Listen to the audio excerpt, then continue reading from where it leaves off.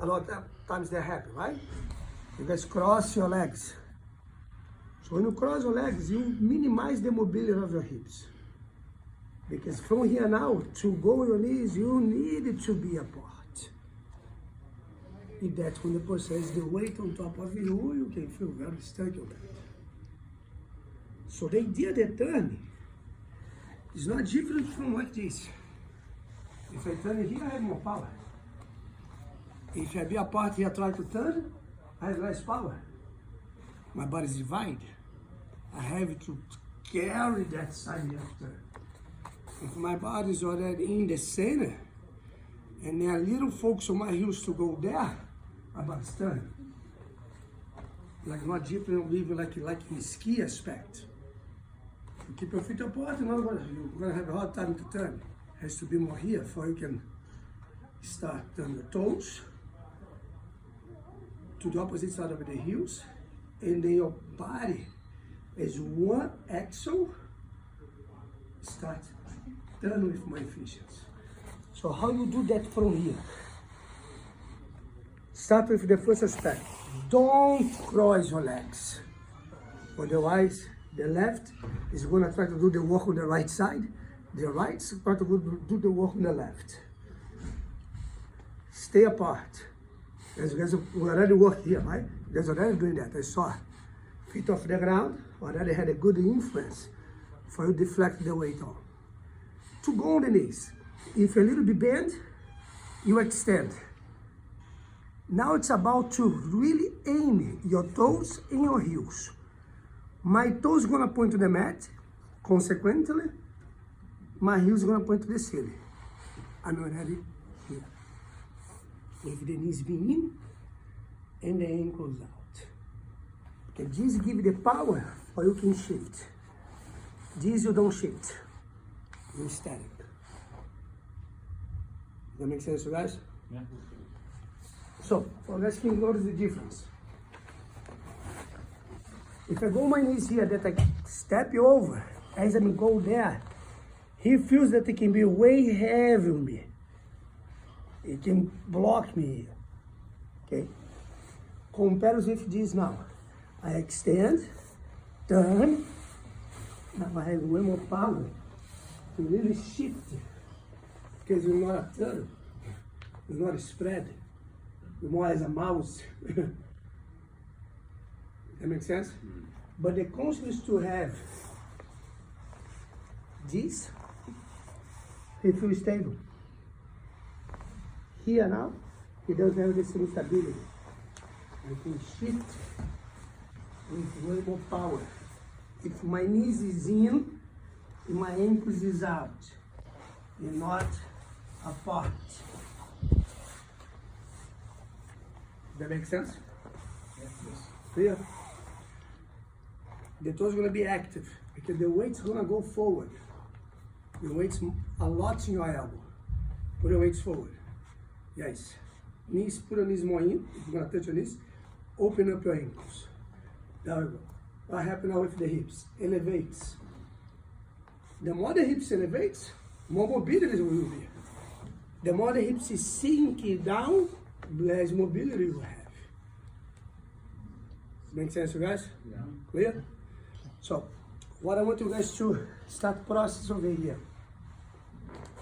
As you first get to your side here, hands down. As you first put the weight on you, I want you guys extend here. Really move your head away. So, as I turn my heels, my hands come to my chest. There. Stay, keep your weight on. How you work? You don't go away. You move your ankles to be parallel with the person. Then you can move backwards, then you can move to the left. You look to be parallel with the person. Does that make sense? So, you're in that position. If I turn here hard, when I extend, the hands that low, that might be on the hook, you might go to the leg, you're not gonna go for that. You're gonna bring your hands to your own chest, to your chest here, as you turn. Knees in. When you get here, You don't look to disengage. You look to engage, to be parallel. That make sense? Yes. Now from that position, I have way more power to move myself forward or backwards. He doesn't have the same power to move my body. From there now, I'm parallel now here, I'm gonna move backwards. And then I already can have the legs control. Do you stay close to the hips to prevent him taking your back? You stay parallel. Yeah. To have the angle that here, for I be able to go to my back, he has to turn around. Yeah. When he turn around, he disengage. Give me way more room that I can move backwards. So if you would leave space, it would be easier for him to get over. If I turn and I don't get the parallel, more perpendicular will be, better for him to attack. Yeah. More parallel I will be, is better me to attack me. So how you can shift your body over there? Only if your knees is in, your ankles out. How do you keep your hands? Is it like this or this? Here, palm and hands to you over there. So when you turn, you extend here. When you turn, you don't, that's another habit, you don't post on the ground. Okay, most of the post is because the legs crossed, so you need it there.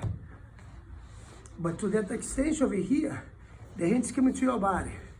Doesn't matter if that's over, come through here to bring yourself there. So when you rotate, it's a small curve. Now you use the elbows to be a little bit parallel with the pulse. If you keep your palm and hand down over there, you spread some energy down the mat, and then the energy doesn't work with your body here. Does that make sense? Clear? Let's work on that. So, some touch points over there. As you're supposed to get to your side, hands down. Don't look inside. You really grow here. Then, as you turn your heels and your hips simultaneously, you bring your hands to your body. When you get here, start. Be parallel. Doesn't matter if the arm is inside here. If the arm be inside here, you can move it now out, and you have the ankles to attack. Clear? And you can switch the person from your knees. You can switch the person. You did this Yes, one. exactly. Am I good? Exactly. Then let's get it. Work it out. Don't worry about to be fast. Okay, work exactly in the angle, in the perception to avoid that. Or even the opposite, shooting the leg under. But works more there, complete extension. Here, move yourself to be parallel. Let's work? Let's work.